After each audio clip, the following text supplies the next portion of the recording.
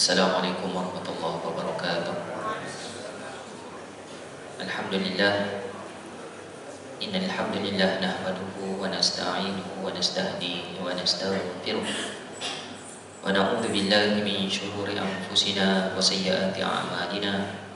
Man yahdihillahu fala mudilla lahu wa man yudlil fala hadiya lahu. Asyhadu an la ilaha illallah wahdahu la syarika lahu wa asyhadu anna Muhammadan 'abduhu wa rasuluh. Ya ayyuhalladzina amanu taqullaha haqqa tuqatih wa la tamutunna illa wa antum muslimun. Ya ayyuhan nasu taqu rabbakum alladzi khalaqakum min nafsin wahidah wa khalaqa minha zawjaha wa batha minhuma rijalan katsiran wa nisaa'a wattaqullaha alladzi tasaaluna bihi wal arham innallaha kana 'alaikum raqiba. Ya ayyuhalladzina amanu taqullaha wa qulu qawlan sadida yuslih lakum a'malakum wa yaghfir lakum dhunubakum wa man yuti'illaha wa rasulahu faqad faza fawzan 'azima. Allahumma shalli wa sallim ala sayyidina Muhammad wa ala ali sayyidina Muhammad. Alhamdulillah, syukur pada Allah Subhanahu wa taala, dengan rahmat kasih sayang Allah Subhanahu wa taala direzekikan kesihatan kepada kita, diberikan taufik hidayah, dapat solat berjemaah. Alhamdulillah. Jadi pagi ini saya akan sambung pengajian daripada kitab Mawsu'atul Adabil Islamiyah, kitab himpunan adab-adab dalam Islam. Ya, alhamdulillah. Jadi sambungan pada perkongsian yang lepas, kita masih lagi membicarakan dalam bab al-jihad. Bab al-jihad. Jadi kitab adab ni dia kumpulkan adab-adab utama, bermula dari huruf alif sampai ya. Alif ada berapa? Kemudian sampai bab jim. Jim yang pertama janaiz, jenazah. Jenazah dah selesai. Masuk jim yang kedua al-jihad. Nak sampai ya tak tahu tahun berapa ni. Kan dia sebab dia alif bata sampai ya. Baik, bab al-jihad saya baru kongsikan separuh bab al-jihad. Walaupun saya memanglah tak layak bicara tentang berjihad. Kalau nak bercakap tentang berjihad ni, saya eloknya orang yang pernah berjihad. Berjihad fi sabilillah. Jihad-jihad ni apa maksudnya? Jihad ni yang sebenar maksudnya adalah dari sudut istilah adalah berperang untuk menegakkan kalimah Allah. Dia menegakkan kalimah Allah, menjadikan kalimah Allah yang paling tinggi sekali. Ia berperang membuka suatu negara ataupun membebaskan sesuatu negara supaya negara tersebut menjadikan kalimah Allah yang paling tinggi, ya, menegakkan syariat Allah di negara tersebut. Membuka dengan membebaskan lain. Membuka ni maksudnya negara tersebut asalnya non-muslim. Kita pun bukalah negara tersebut supaya menjadi negara muslim. Pada zaman Rasulullah, pada zaman Abu Bakar, Umar, Uthman, banyak negara telah dibuka menjadi negara muslim. Ya.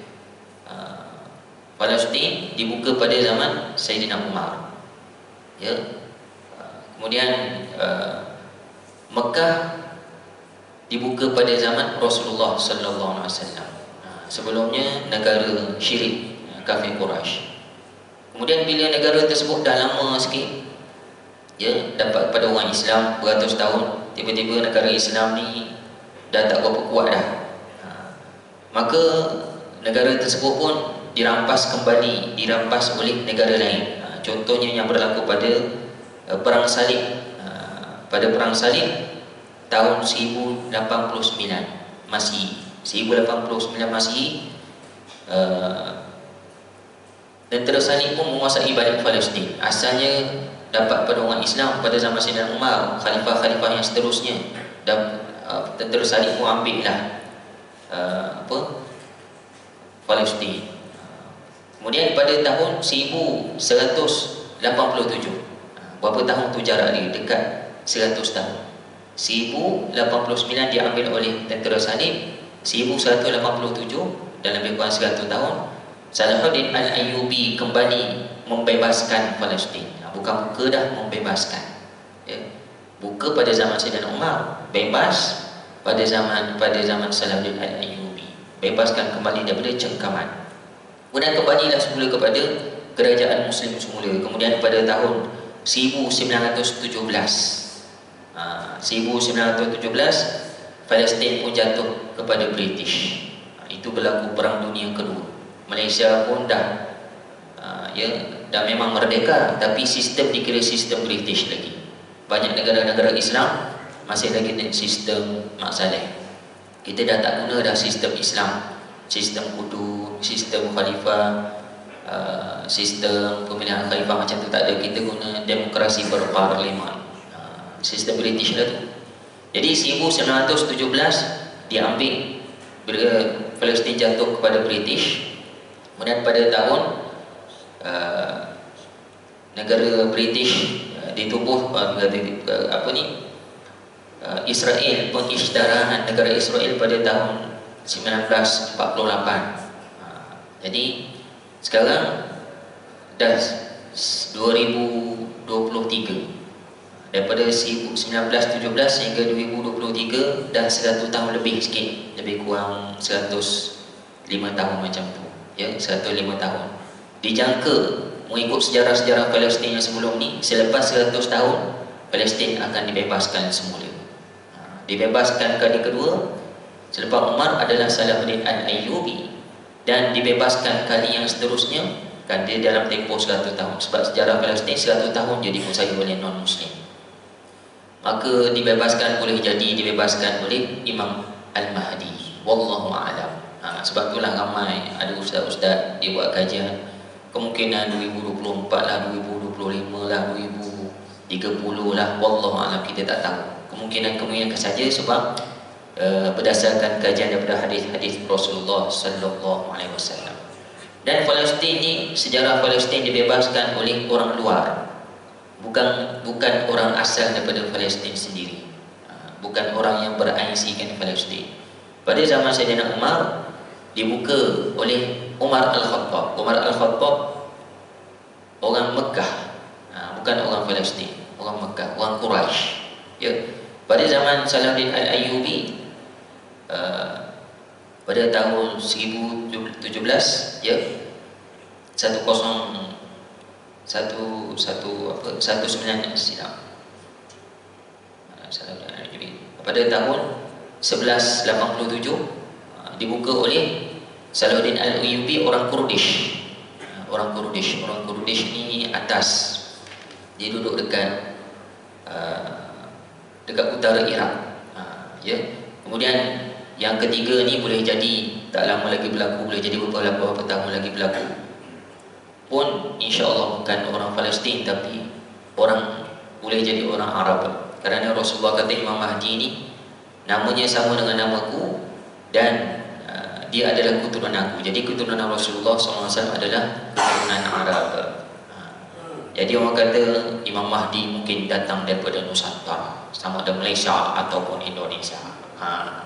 Yang tu tak boleh percaya sangat. Ya, sebab apa? Nabi sebut jelas keturunanku, namaku dan nama bapaknya sama. Ya. Dan dia bukan orang kampung biasa, dia memang dah ada kerajaan dah.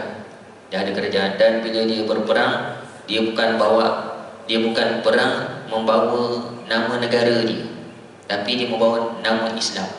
Bendera kalimah tauhid seperti mana yang dibawa oleh Umar dan Salahuddin Al-Ayyubi. Bendera tersebut bendera yang bertuliskan la ilaha illallah Muhammad Rasulullah. Dia bukan berjuang atas nama negara dia, daripada Yaman ke, daripada Jordan ke, daripada Kuwait ke, tak. Dia perang dibawa kalimah Allah Subhanahu wa taala.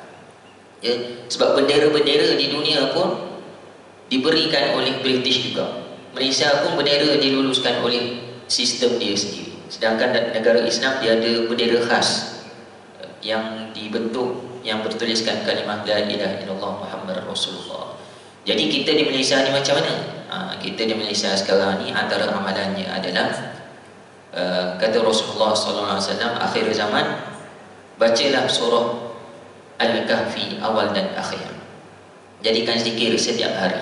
Nabi kata siapa yang baca 10 ayat daripada surah Al-Kahfi, dia akan terselamat daripada fitnah Dajjal. 10 ayat. Nabi tak kata awal, Nabi tak kata akhir, tapi ulama membahaskan Ada ulama kata awal, ada ulama kata akhir. Paling mudah kita amal dulu, awal dan akhir. Awal dan akhir fitnah Dajjal. Ataupun bagus kita baca satu surah setiap hari Jumaat, semalam ke semalam 2 hari lepas. Dah baca ke belum? Ya. Dah baca Yasin, Ustaz Kahfi tak baca lagi. Bagus, dah baca Yasin. Tambah satu lagi surah Al-Kahfi. Kemudian Nabi SAW menyuruh kita membaca doa setiap kali selepas selawat sebelum salam. Allahumma inni a'udzubika min adabil qabr wa a'udzubika min fitnatil masiihid dajjal wa a'udzubika min fitnatil mahya wal mamat. Allahumma inna na'udzubika minal ma'sami wal maghrib. Doa tersebut Nabi baca, sahabat dengar jelas di telinga para sahabat. Nabi baca setiap kali sebelum salam, selepas selawat kepada Nabi sallallahu alaihi wasallam. Baik, sebelum ni saya dah kongsi bagaimana kita nak berjihad pada zaman Rasulullah, pada zaman sahabat. Kalau berjihad diikut arahan khalifah, pemimpin dia sendiri. Dia akan bagi arahan je. Tak lama lagi kita akan berjihad. Tapi dia tak bagi tahu masa bila, tak bagi tahu di mana nak berjihad. Sebab itu rahsia. Ini sifat Rasulullah sallallahu alaihi wasallam. Ia disebutkan dalam hadis Rasulullah sallallahu alaihi wasallam, al-harbu khada'ah, tipu perang ni, al-harb, perang ni adalah khada'ah, adalah tipu muslihat, kata Rasulullah SAW. Hadis riwayat Imam Bukhari dan Muslim. Jadi antara tipu muslihat, antara taktik-taktik peperangan Rasulullah, bila Rasulullah SAW ajak berperang, Rasulullah kata, baiklah, tak lama lagi kita berperang, semua bersedia. Nabi tak bagi tahu tempat, Nabi tak bagi tahu masa, cuma Nabi suruh bersedia. Maka sahabat pun bersedialah. Dia pun beli baju perang, asah pedang, kemudian berlatih kuda, berlatih pedang, berlatih supaya stamina kuat. Lepas tu kalau tak ada harta nak beli baju perang, dia jual harta, gadai tanah, gadai apa semua. Kalau tak boleh pinjam dengan orang. Ada yang jumpa Nabi, ya Rasulullah, dia masuk Islam, aku nak berperang tetapi aku tak ada harta. Nabi tengok badan dia sedap, dia kuat. Maka Rasulullah kata, engkau pergilah rumah si fulan bin si fulan, bagi salam pada dia, sampaikan salam aku kepadanya, bagi tahu dia aku adalah utusan Rasulullah, bagi tahu dia Rasulullah suruh pinjamkan peralatan perang engkau, kerana dia nak pergi perang dah, tiba-tiba dia jatuh sakit. Dia pun pergi, wahai fulan bin fulan, Assalamualaikum, waalaikumsalam, wahai fulan bin fulan, aku adalah utusan Rasulullah. Ya, ada apa? Rasulullah, aku nak pergi perang, Rasulullah suruh aku minta pinjamkan barang peralatan perang engkau. Maka kata sahabat tersebut, dia tengah baringkan sakit, yang panggil isteri dia, pergi ambil baju-baju perang abang, semua kelengkapan perang, ambil semua, jangan tinggal sebatang jarum sekalipun, serahkan kepada dia. Aku tak nak pahala syahid ini terlepas daripada aku. Kerana kata Rasulullah sallallahu alaihi wasallam,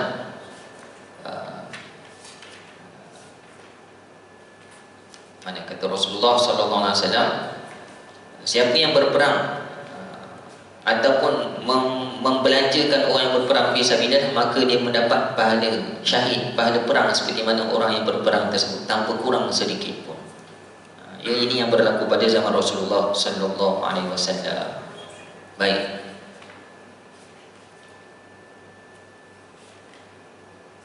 Okey, jadi begitulah. Jadi kita nak berperang macam mana, nak berjihad fisabilillah sekarang, tidak lain tidak bukan kita kenalah dapat arahan daripada pemimpin kita. Yang pertama, kita kena dapat arahan daripada Amirul Mukminin. Amirul Mukminin, ketua khalifah Islam seluruh dunia. Siapa ketua khalifah Islam seluruh dunia ni? Tak ada sekarang. Last sekali pada tahun 1920 lebih 24, Khalifah Uthmaniyah tumbang, kan? Dah tak ada dah. Maka masa tu negara Islam dah berpecah masing-masing. Maka yang kedua, kita kena taatlah pemimpin negara kita sendiri. Siapa? Kalau sekarang PMX, kena dengar arahan dia. Kalau PMX kata semua lelaki yang boleh diselect, tiba-tiba kita terpilih, saya pula terpilih, maka kenalah taat. Jadi ada orang kata pula, Ustaz, sampai bila PMX nak suruh kita pergi? Sebab orang Palestin sampai bila? Anaknya je, kita kena pergi sendirilah, naik flight naik tu pergi je sendiri jumpa dia punya pemimpin kat sana. Tak boleh, berdosa tuan-tuan. Tak boleh. Inilah yang berlaku pada masa perang di Afghanistan, di Iraq, orang ikut ISIS. Di Syria ada orang Malaysia ikut beberapa orang ikut ISIS sebab nak tunggu Perdana Menteri tak dia pun pergi sendiri. Maka bila tak taat pemimpin negara, maka dia boleh tersilap masuk dalam kumpulan-kumpulan yang salah. ISIS tu dikatakan hasil daripada Amerika yang buat untuk melaga-lagakan umat Islam, ya. Dah orang-orang kita yang pergi, dan ada yang tak sempat pergi, polis tangkap, ada yang masukkan ke dalam penjara. Baik. Jadi sampai bila? Sampai PM kita suruh. Jadi masa Imam Mahdi ni macam mana? Kemungkinanlah Imam Mahdi ni dia akan bawa negara dia. Sekarang ni tuan-tuan, berita Rusia dia ambil 5 menteri luar negara-negara Islam, naik jet dia pergi tempat peribadi tanpa ada apa, dia punya wartawan lah, tempat rahsia, dibincang apa tak tahulah. Kemungkinan lah sebab dalam hadis disebutkan bahawa Imam Mahdi ini dia akan bersama dengan tentera Rom, berperang dengan satu lagi tentera Rom. Wallahu a'lam. Tentera Rom ada kata, mereka ada kata Rusia, wallahu a'lam. Sebab Rom ni asalnya Kristian Katolik. Di Rusia pun ramai orang Kristian Katolik. Jadi bila Imam Mahdi keluar ni, bila dia berperang, mula-mula dia perang, tak ada negara Islam yang join. Ada beberapa negara sahaja Islam yang join. Tiba-tiba menang dapat menguasai Palestin. Contohlah dapat menguasai Palestin, dia pun menegakkan, dia pun isytiharkan kita akan melaksanakan negara Islam. Masa itulah ulama mufti-mufti seluruh dunia dia buka mata, dia tengok sangkut paut hadis dengan peristiwa yang berlaku. Dia pun keluarkan kenyataan, kemungkinan keluar kenyataan. Wahai kaum muslimin semuanya, ketahuilah bahawa orang yang menang di Palestin sekarang ni dialah Al-Mahdi yang terpilih. Sebab disebutkan dalam hadis dia ni tak mengaku Imam Mahdi, tapi ulama dia memfatwakan macam tu. Boleh jadi ulama di Malaysia pun macam tu juga, ulama seluruh dunia. Masa itulah negara Islam barulah bersatu, ya. Wallahu a'lam bila PMX ke PM20 ke, wallahu a'lam. PM15 ke, kita tak tahu bila akan berlaku tersebut, ya. Baik. Jadi dalam kata Rasulullah, perang itu adalah tipu muslihat. Pernah satu hari Rasulullah SAW ketika nak membuka Mekah pada tahun 7 Hijrah, ya, pada tahun 7 Hijrah, sebelum tu 6 Hijrah, Rasulullah dapat mimpi. Rasulullah dapat mimpi dia membuka kota Mekah. Membuka kota Mekah. Bukan macam tu, mimpi tersebut sama-sama lah. Membuka kota Mekah, memang membuka kota Mekah, dia masuk dalam Mekah dengan aman. Sebab mimpi Rasulullah ni wahyu, tuan-tuan. Mimpi Rasulullah dia bukan sama-sama, dia wahyu. Semua mimpi Nabi dia tak ada macam kita kena tafsir, dia memang terus apa yang berlaku. Maka Rasulullah pun cerita pada sahabat, aku bermimpi aku masuk ke Mekah dengan aman. Sahabat pun gembira dah. Oh, ini tandanya kita dah boleh dah buka Mekah balik kampung. Ni Nabi dengan para sahabat di Madinah, marilah kita balik ke kampung. Maka Rasulullah pun membentuk pasukan untuk menunaikan ibadah haji di Mekah. Sampai di Mekah, dia ringkaskan cerita, tak boleh masuk Mekah. Orang Mekah tak bagi. Dihantar beberapa utusan. Utusan terakhir, utusan yang kedua terakhir, Uthman bin Affan. Uthman bin Affan kena tahan. Kemudian tersebar berita Uthman kena bunuh. Orang Islam yang duduk di luar Mekah tak boleh masuk tanah haram kan. Marah dah. Dia pun berbaiat di bawah sebuah pohon namanya Baiatul Ridwan. Kali ini kita sama-sama, ya Rasulullah, hidup mati kita kena bela Uthman. Tak dapat tidak. Mereka dah melampau. Kita datang nak buat ibadah haji, tapi mereka dah tahan Uthman. Orang Islam pun dah tekad nak masuk serang Mekah. Senjata tak banyak, tapi tak kisah mati hidup. Bila orang Mekah dengar macam tu, orang Islam pengikut Rasulullah bertekad macam tu, mereka pun lepas balik Sayyidina Uthman. Terjadilah perjanjian Baiatul Ridwan, perjanjian Baiatul Aqabah, ya. Maka pada tahun tersebut tak dapat tunaikan haji, tahun depan kena tunaikan haji. Sahabat ingat ke mimpi Rasulullah tahun tu? Rasulullah tak kata pun tahun tu. Benda tu pasti terjadi. Mekah boleh buka. Rupanya tahun depan. Maka Rasulullah SAW, sahabat Nabi pun ada yang tak boleh terima. Hati dah gembira nak boleh balik kampung, tapi dia ni tak boleh terima, kena balik. Maka kenalah bayar dam. Ibadah haji tak dapat, tak jadi, kena bayar dam. Kena bayar dam, kena sembelih kambing. Rasulullah pun buat pengumuman, semuanya kena sembelih kambing. Maka sahabat Nabi senyap. Masa menunggu tu senyap. Tak sembelih kambing seorang pun. Bukan dia derhaka dengan Rasulullah, tapi macam tak boleh terima lagi. Kenapa tak boleh masuk Mekah tahun ni, padahal Rasulullah dah mimpi boleh bebaskan Mekah. Rasulullah masuk ke dalam kemah dia. Dia pun bagi tahu pada isteri dia. Dia bawa seorang isteri, Ummu Salamah. Habislah umat Muhammad, kenapa ya Rasulullah tak taat perintah? Khusus sembelih kambing, dia tak sembelih kambing. Semuanya tengah kecewa sebab tak boleh masuk Mekah. Maka Ummu Salamah seorang isteri yang cerdik. Dia antara isteri yang tua lah, tapi dia berpengalaman. Ya Rasulullah, wahai suamiku, jangan cakap banyak wahai Rasulullah. Engkau keluar aja sembelih kambing. Jangan cakap apa-apa, kau buat je kerja sembelih kambing. Rasulullah keluar ambil kambing, nidih dengan lutut dia, sembelih. Sahabat tengok Rasulullah buat macam tu, baru teringat, Rasulullah suruh sembelih kambing, semua ambil kambing belaga sembelih. Cerdiknya Ummu Salamah memujuk suami dia, memujuk Rasulullah SAW, tak jadi batu api. Ya, kalau isteri jadi batu api, habislah. Kalau Rasulullah kata celaka-celakalah sahabat Rasulullah SAW. Jadi itu pentingnya isteri yang baik, ya, isteri yang memujuk suami supaya jangan membatu api antara adik-beradik, antara mak dengan anak, antara nazir pengurusi surau dengan jemaah, kan, dengan AJK surau, AJK masjid dengan orang ramai. Habislah apa-apa. Ahli jemaah ni tak suka abang. Alah abang, biasalah tu, mana-mana ada tak suka. Abang buat je kerja abang sampai habis pasal ni. Itu isteri bagus. Ada isteri kata, berhentilah bang, aku tak suka abang, saya tak suka dah tengok abang monyok je balik-balik. Berhentilah, tak payah jadi AJK sangat. Jadi isteri ni kena bagi support pada suami, suruh sabar. Ya, itu penting isteri. Samalah dengan Rasulullah SAW. Kerja Rasulullah ni berat, kerja dakwah. Sebab itulah Allah perintahkan Rasulullah supaya berkahwin. Dan isteri Rasulullah bukan seorang dua, ramai. Ya, baik. Jadi semasa tahun depan semasa nak perang, nak memerangi Mekah ni, Rasulullah SAW dia dah buat pengumuman, kita akan berjihad, semua bersedia.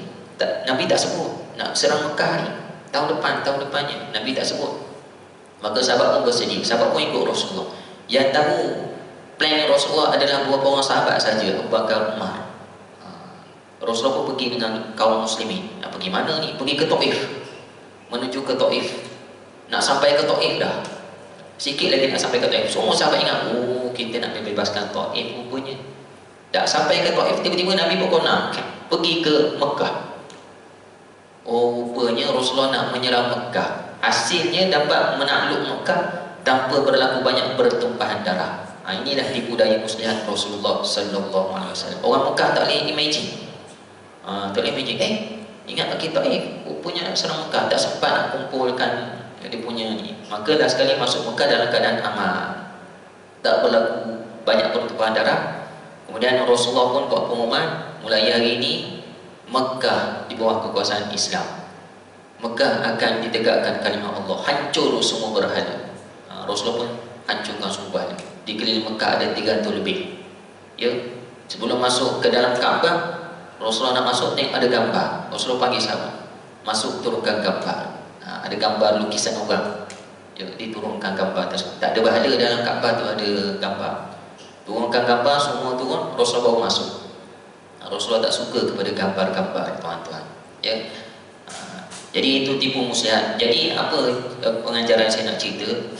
Kalau berlaku perang di Palestin sekarang, atau akan datang berlaku lagi perang, media kata, contohlah media kata Jordan tak nak tolong Palestin, Jordan tak nak buka sempadan kepada pelayan Palestin sebelum ni. Ramai orang marah Jordan. Apalah jodoh gitu gini, marah. Mesir pula macam ni, negara ni pula macam ni, Kuwait macam ni, macam tak nak tolong. Kita jangan mudah maki negara Islam, negara tu, negara ni, orang Islam tu, orang Islam, jangan. Ya, boleh jadi itu tipu muslihat. Media aja sebenarnya memainkan cerita masing-masing, ataupun menteri dia bagi tahu kita tak nak buka sempadan kepada rakyat Palestin, tapi sebenarnya dia buka tersenyap-senyap, kita tak tahu. Itu tipu muslihat. Tipu muslihat. Jadi perang ni penuh dengan tipu muslihat. Jadi kita sekarang ni diam berdoa, diam dan berdoa dan tunggu arahan kalau disuruh oleh pemimpin negara kita. Wallahu a'lam. Baik. Kemudian pemimpin, kata penulis, beserta kaum muslimin hendaklah melepaskan keberkatan pasukan. Rasulullah SAW apabila melepaskan pasukan, Rasulullah akan bagi wasiat, ya, astamuni Allahu dinakum wa amanatakum wa khawatim a'malikum.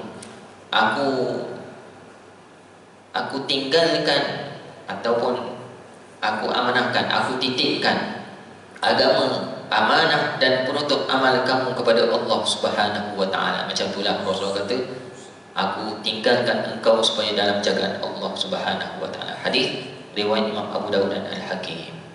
Kemudian Rasulullah juga pernah memberi nasihat. Di dalam perang banyak Rasulullah bagi nasihat. Uzu bismillah fi sabilillah, qatilu man kafara billah, uzu wala tamullu wala taghdiru wala taqtulu walida. Berperanglah kamu dengan nama Allah di jalan Allah, dan perangilah orang-orang kafir kepada Allah. Perangilah kamu, namun jangan menyembunyikan harta rampasan perang, jangan khianat, jangan mencincang musuh, dan jangan membunuh anak-anak jika kamu bertemu dengan musuh kamu daripada kaum musyrikin. Ini nasihat Rasulullah sallallahu alaihi wasallam. Baik, hadis riwayat Imam Muslim. Jadi banyak nasihat Rasulullah sallallahu alaihi wasallam. Kemudian jangan merasa takjub dengan banyaknya jumlah pasukan. Kalau kita ramai, maksudnya macam inilah. Kalau kita ramai pasukan, ramainya tentera aku ada 10,000 orang, mesti kalah kaum musyrik. Tak boleh. Jangan takjub dengan ramainya pasukan. Kita kena memohon kepada Allah Subhanahu wa taala. Dalam surah At-Taubah ayat 25 dan 26. Wa yauma Hunain, dan ingatlah pada perang Hunain, id a'jabatkum kathratukum falam tughni 'ankum syai'a wa dhaqat 'alaykumul ardu bima rahabat thumma wallaytum mudbirin thumma anzalallahu sakinatahu 'ala rasulihi wa 'alal mu'minin. Ingatlah ketika perang Hunain, ketika jumlahmu yang besar itu membanggakan kamu, tetapi jumlah yang banyak itu sama sekali tidak berguna bagimu, kata Allah. Dan bumi yang luas itu terasa sempit bagimu. Kemudian kamu berbalik ke belakang dan lari tunggang langgang. Kemudian Allah menurunkan ketenangan kepada Rasulnya dan kepada orang-orang yang beriman. Kata Allah Subhanahu wa taala dalam surah At-Taubah ayat 25 dan 26. Ayat ini bukan untuk orang Islam, untuk non-Muslim yang jumlah dia ramai. Dikatakan 100,000 orang. Kemudian yang seterusnya, hendaklah pasukan ini menjaga adab-adab musafir. Adab-adab musafir, sebelum ni kitab yang biru saya dah kongsilah. Adab-adab musafir, tak boleh tidur tengah jalan, macam itulah. Kena utamakan kawan-kawan. Solat mesti berjemaah. Solat kalau berperang ada solat perang dia. Mentaati pemimpin selama mana pemimpin tak suruh buat maksiat. Pemimpin suruh buat apa-apa walaupun tak suka, taat. Ya, ini yang berlaku pada zaman Rasulullah sallallahu alaihi wasallam. Ada pemimpin kata, malam ni kita tidur kat sini. Ada satu perang kecil Rasulullah utus. Rasulullah tak ikut, Rasulullah utus sahabat. Maka pemimpin tu sahabat Nabi. Sahabat Nabi tersebut pula baru masuk Islam, tapi dia pandai perang. Sahabat lain macam tak setuju. Sini tak ada air, kenapa kena duduk kat sini? Kan biasanya dia lah memang tak setuju. Tapi Rasulullah kata taat pemimpin, duduklah situ sampai ke bulu, kena tunggu kat sini. Rupanya ada hikmah. Last kali menang juga. Ya, last kali menang juga. Jadi taatlah pemimpin. Melainkan kalau pemimpin ni suruh buat benda maksiat. Hendaklah kaum muslimin berperang benar-benar mengharapkan mati syahid dan meminta sungguh-sungguh. Wallazi nafsi biyadihi lawudittu anni uqtalu fi sabilillah. Demi Allah yang jiwaku berada di tangannya, aku pun berangan-angan supaya uqtal, iaitu terbunuh fi sabilillah, mati di jalan Allah. Thumma ahya, kemudian hidup lagi. Thumma uqtal, kemudian aku mati lagi, terbunuh. Thumma ahya, kemudian aku dihidupkan lagi. Thumma uqtal, kemudian aku mati syahid lagi. Thumma ahya, thumma uqtal. Nabi sebut 4 kali. Nabi pun mengharapkan mati syahid. Kalau boleh mati banyak kali, hidup banyak kali, mati dalam perang syahid. Nabi harap, tapi Nabi tak doa. Hadisnya hadis sahih riwayat Bukhari dan Muslim. Nabi hanya mengharap, Nabi bagi tahu para sahabat, tapi Nabi mati juga atas katil. Jadi tuan-tuan, kena ada orang yang berperang ni, dia kena mengharap macam tu. Wah, payah sungguh sebenarnya. Ada orang berperang, dia harap balik dapat harta rampasan perang. Aku pergi perang ni, ada anak bini kat rumah, miskin. Kalau menang dapat harta rampasan perang, kaya terus. Memang macam tu orang Islam, bila buka sebuah negara, bawa balik harta rampasan perang, emas, tanah, kaya terus. Jadi niat macam tu boleh, tapi tak berapa cantik. Sebaiknya kenalah niat mati syahid. Mati syahid, tiba-tiba tak mati, balik bawa harta rampasan perang. Itu rezeki daripada Allah Subhanahu wa taala. Macam Khalid Al-Walid, sahabat Nabi SAW, dia berperang berpuluh-puluh perang pada zaman Rasulullah. Pada zaman Umar berpuluh-puluh perang. Dia jadi pemimpin. Pada zaman Umar dia tak jadi pemimpin. Pada zaman Abu Bakar dia jadi pemimpin. Pada zaman Umar dia tak jadi ketua panglima perang. Umar lantik orang lain. Daripada general jatuh pangkat. Bila turun pangkat, kerana arahan Rasul taat pemimpin, dia ikut je pemimpin yang dilantik. Padahal yang dilantik itu adalah junior dia, playback dia dulu. Tak apalah, sebab Rasul kata taat. Itulah ketaatan para sahabat Nabi kepada Rasulullah SAW. Dia mati atas katil. Padahal Khalid Al-Walid di perang tu dia niat mati syahid. Dia mati atas katil juga, tak mati dalam medan perang. Mati biasa. Mati biasa bila sahabat mandikan dia, pada badan dia terdapat 70 parut kesan perang. 70 parut, bukan 70 parut kesan memancing ke, kan, kesan main motor aksiden ke, tak ada. Kesan perang, pedang, tombak, panah. Saya pun ada juga ni satu ni, bukan berjahit ni. Ni kesan kena besi kasut. Besi kasut masa belajar dulu. Jalan pok kena besi kasut, luka terbelah. Besi kasut tu dibuat manual kan, dia tak kikis yang tajam tu. Jadi Khalid Al-Walid walaupun dia punya parut banyak, tetap mati atas katil. Itu rezeki daripada Allah Subhanahu wa taala kalau mati dalam keadaan syahid. Kemudian pemimpin bermusyawarah, wasyawirhum fil amr. Seperti mana Rasulullah SAW setiap kali perang dia bermusyawarah. Contohnya perang Khandaq. Perang Khandaq, Nabi musyawarah, kita seranglah, kita hantar pasukan di luar Madinah sebab Mekah nak serang. Kita tak sempat pergi di tengah-tengah padang, di tempat medan perang. Kita tunggulah di pagar-pagar Madinah. Maka kata Salman Al-Farisi, ya Rasulullah, adakah kamu suruh jaga di tepi Madinah ni arahan Allah ataupun hanya pandangan kamu? Tengok sahabat tanya, berhadap, arahan Allah ke pandangan kamu? Tak, ini hanyalah pandangan, bukan arahan Allah. Kenapa sahabat tanya macam tu? Kalau arahan Allah, Allah turunkan wahyu, tak boleh cakap apa, kena buat. Tapi kalau pandangan Nabi, Nabi pun manusia biasa. Sahabat dia tak, dia hormat Nabi, dia taat, tapi tak adalah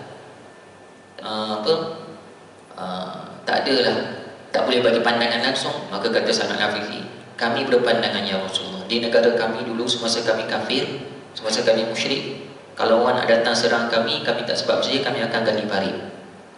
Maka bincang-bincang, Rasul kata baiklah, kita terima cadangan tersebut, kita gali parit. Putuskan gali parit. Betul, gali parit semuanya. Gali parit semuanya. Di perang Khandaq 2000 orang gali parit. Tapi bukan seluruh Madinah macam tu, bahagian depan je.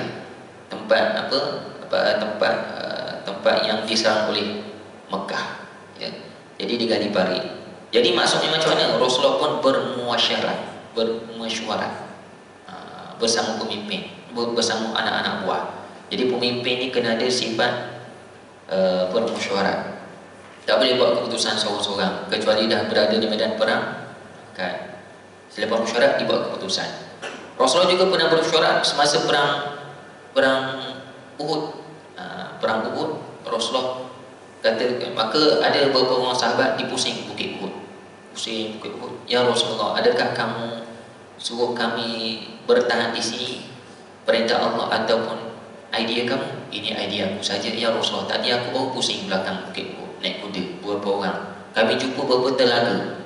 Kami cadang kita tunggu di sini. Kita kawal kuda ni. Nanti orang kaum musyrikin dia datang serang, beberapa hari dia dah habis air, maka dia pun lemah. Kita kawal kawasan ni, maka kita boleh beroleh kemenangan. Maka Rasulullah pun menerima idea tersebut. Silap perang Badar, ya, perang Badar. Rasulullah berkawal di tempat telaga air. Jadi tuan-tuan, pemimpin ni dia kena bermusyawarah. Daripada sekecil pemimpin sampailah sebesar pemimpin, nazir, pengusi surau, kena bermusyawarah. Memanglah kita ni pakar berjaya dalam syarikat. Kita dapat membangunkan syarikat kita untung berjuta-juta. Habis bila dah habis pencen, kita berjaya dalam jabatan kita pun dilantik jadi nazir masjid atau pengusi surau. Kita nak buat masjid kita atau surau kita ni macam syarikat kita.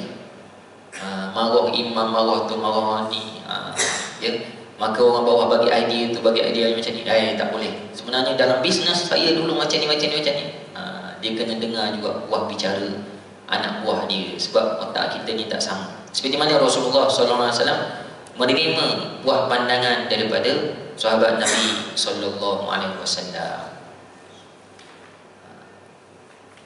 Sebab saya ada kawan-kawan saya dia kerja di masjid-masjid besar dekat Shah Alam, masjid Korea lah, bukan masjid negeri. Masjid Korea dengan masjid negeri lain. Masjid negeri dikawal oleh JAIS 100%. Gaji JAIS. Masjid Korea macam Masjid Bandar Sejahtera, macam Masjid Bukit Mahkota ni masjid negeri lah, bukan masjid negeri, masjid bawah pengurusan JAIS 100%.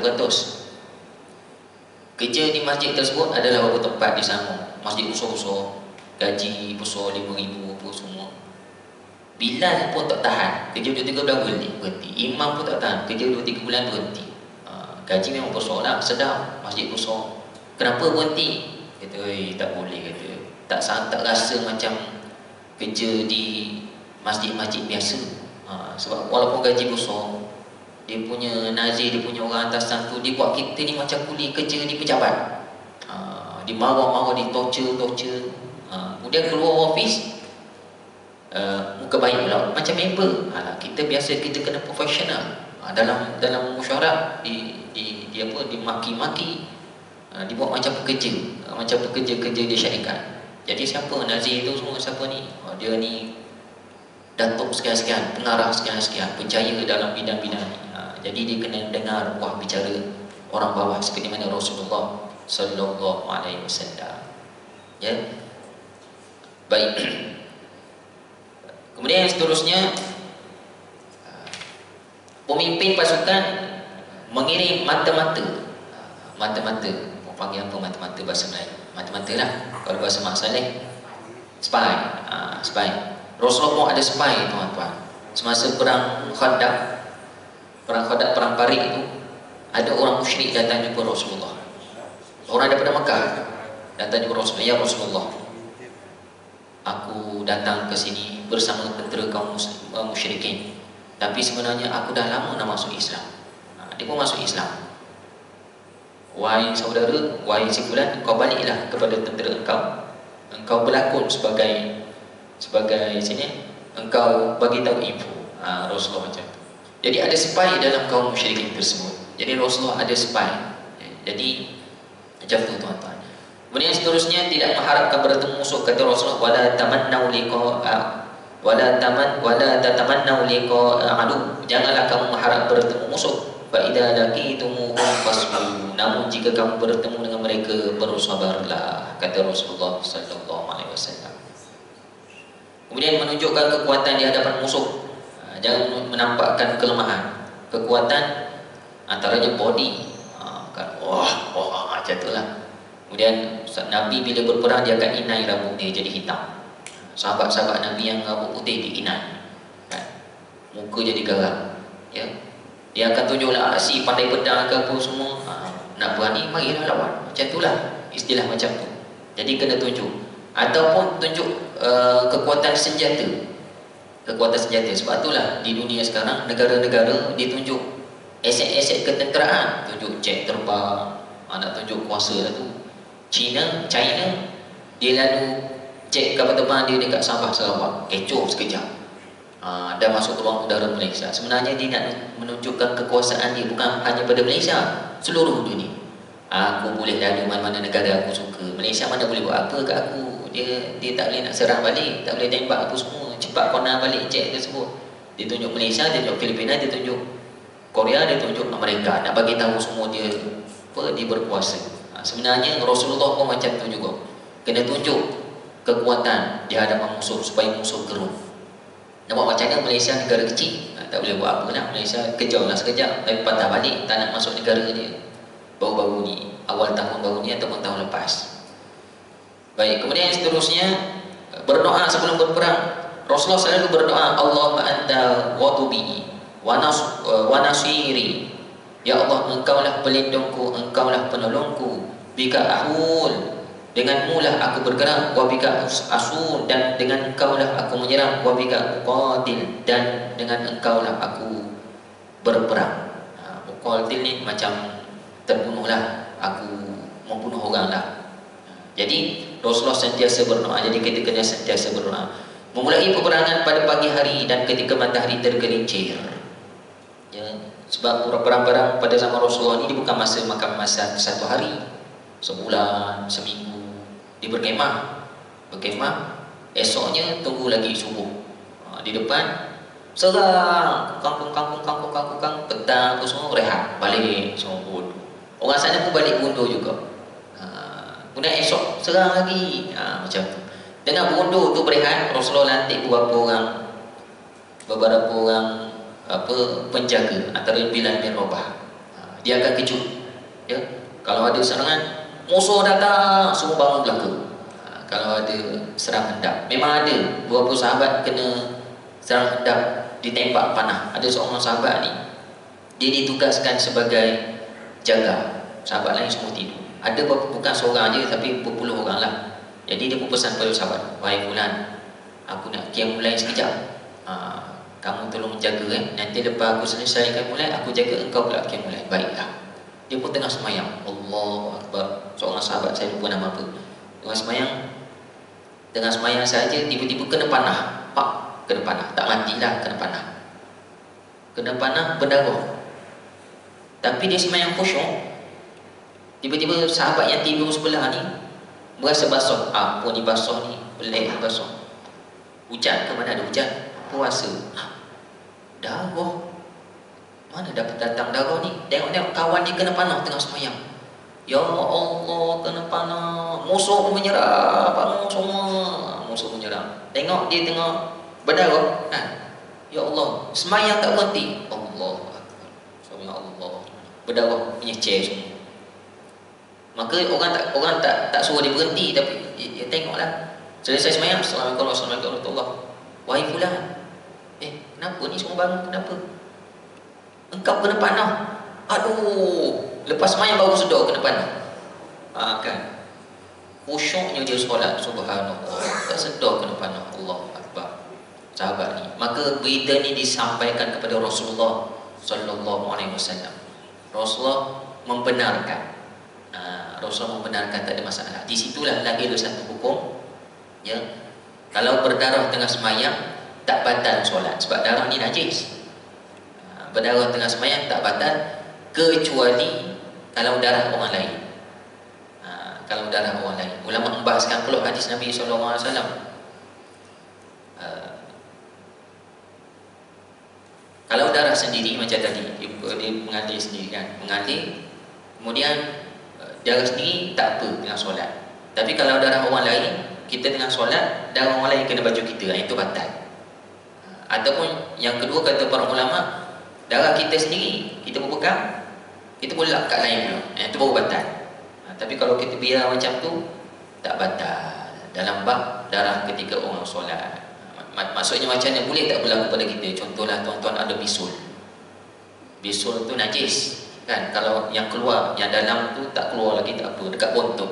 Kita dah hati-hati dah semayang, masa aku duduk antara dua sujud aku tak nak duduk, aku nak duduk ringan-ringan je. Sekali khusyuk sangat duduk antara dua sujud, rukuk kedua, Allah pecah, Allah basuh buntut, kuning-kuning, merah-merah, darah bisul. Aduh, tapi semayang juga. Rabbighfirli warhamni wajburni. Batal tak solat? Tak batal. Sebab bisul dia sendiri. Habiskan, bersihkan, kemudian solat yang seterusnya tak dipakai dah darah tersebut. Solat tu sahaja.